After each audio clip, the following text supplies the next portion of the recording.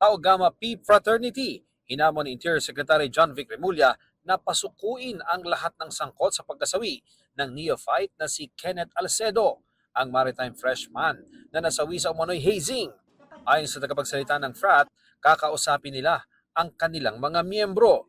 Nangako rin silang patatalsikin ang mga sangkot at tatanggalin ng core leaders ng frat sa Cavite. Hawak na ng pulisya ang dalawa pang kasamang neophyte ni Kenneth.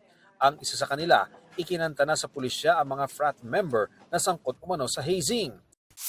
Isa sa iniimbestigahan ngayon ng CCTV video ng pagpunta at pag-alis sa crime scene ng mga pinaniniwalaang miyembro ng frat noong araw ng initiation rites.